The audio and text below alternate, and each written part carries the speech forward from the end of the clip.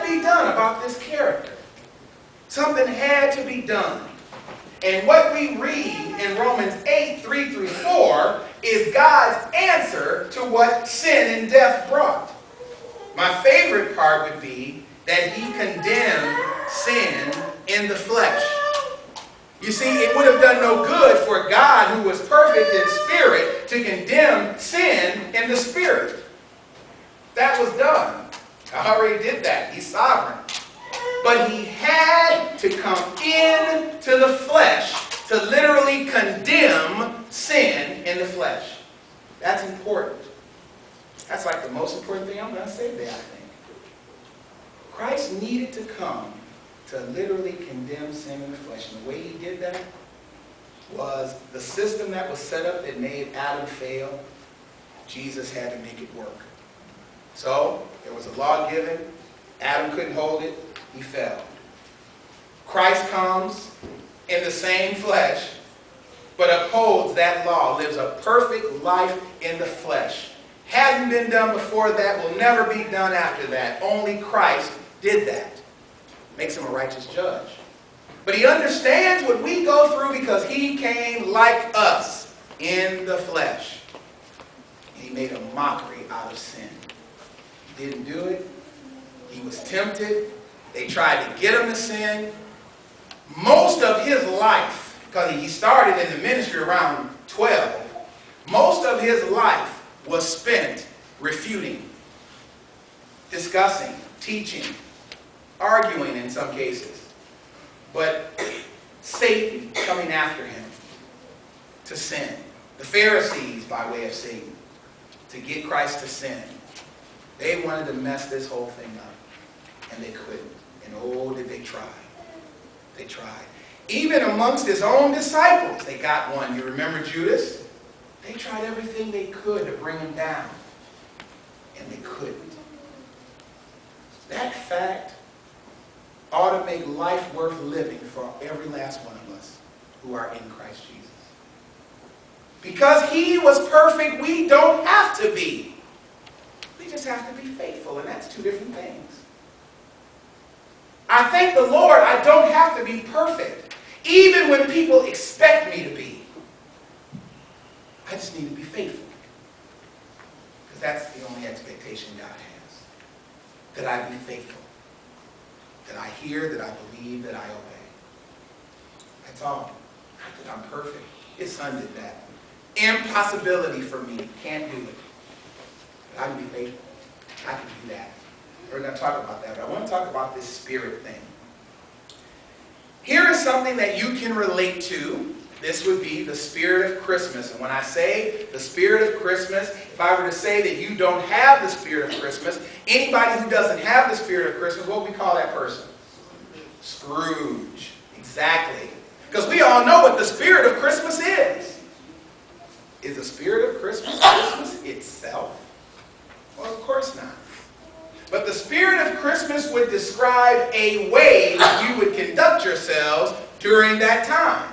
So if you have the spirit of Christmas, you're going to see things like this picture. Or your house is going to look something like this if you live in America. You're going to have a tree and the stockings will be hung and you'll be playing music and you'll have presents and there'll be a lot of eating and you'll be hoping for snow and the spirit of Christmas will be there. You'll start seeing commercials. You'll start shopping. We're really getting into America now. You'll start shopping and spending more money than you have and you'll go into debt and we'll do Christmas up. We all hopefully have many fond memories when we were younger of Christmas. And going to bed early, hoping to bring the day faster so that we can get what's coming to us the next day. And there's an excitement around that time, a festive time, if you will. Everybody here understands the spirit of Christmas. And when you have the spirit of Christmas in you, you're going to act a certain way based on what you know about Christmas. Based on what you know about Christmas, you are going to conduct yourself a certain way because you understand the spirit of Christmas. Make sense? The spirit of 76. Now, some of you here have already exceeded your years. But for some of us who were alive then, watching Happy Days, did you guys watch Happy Days and the Fonz? Came on ABC? Yeah. He has nothing to do with the Spirit of 76. I just remember my childhood. But anyway, this quarter, I remember when it came out because we were collecting them then. I was actually 10 when that happened. And I was looking and saying, oh, wow, what a neat quarter. And we didn't want to spend any of them. And we used to go through my mom and dad's change looking for these quarters. My dad said, well, if you take my quarters like this, you need to replace them with the old quarters. We probably owe him quarters now because we never did that. Just wait until he went to work. But anyway, but we were looking for these quarters because they were new. They talked about them coming out. It was a real big deal with these quarters. I even remember this plate because we had that plate. My mom probably still has it somewhere. I did not have this comic book. I wonder how much it would be worth right now. But everybody got into the bicentennial. And it was anticipated that in 1976, man, the Spirit of 76, as a matter of fact, that little picture of the guys in the, you know that song and all that, Spirit of 76. Everybody knows that. And around that time, you can imagine what you would do because you understand about the bicentennial. So around that time, well, you know, we barbecued, there was parades, and we hung a flag, and you had people over. You had the Spirit of 76, you were happy. There were people who wore jackets and shirts that had the flag on it. And we were waving flags and doing all of that stuff. Do you remember 76? You guys remember 76? And there was a spirit behind 76. And anybody who did that spirit or had that spirit, it was a way that you conducted yourself during that time. Spirit of 76. And we enjoyed it. It was fun. We're proud to be an American. We celebrated our bicentennial.